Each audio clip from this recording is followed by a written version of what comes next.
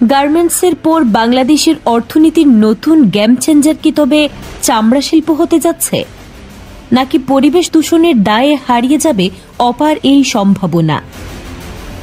ঢাকার বসুন্ধরায় চলছে জমজমাট লেদার টেক বাংলাদেশ 2025, যেখানে 200টিরও বেশি আন্তর্জাতিক প্রতিষ্ঠান নতুন করে স্বপ্ন দেখাচ্ছে এই খাতকে।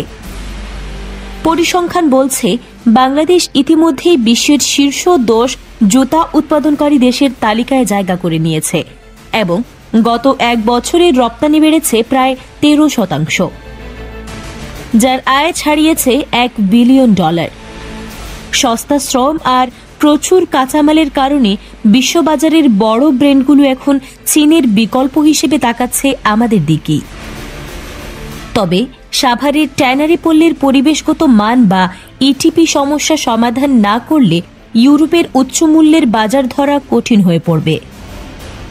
বিশেষজ্ঞদের মতে পরিবেশ বান্ধব প্রযুক্তি আর সঠিক ব্র্যান্ডিং করতে পারলে আগামীতে শুধু এই খাত থেকেই বছরে $5 মিলিয়ন আয় করা সম্ভব। আমাদের চামড়া শিল্প কি পারবে বিশ্বমঞ্চে শক্তভাবে ঘুরে দাঁড়াতে? কমেন্টে জানান আপনার মতামত।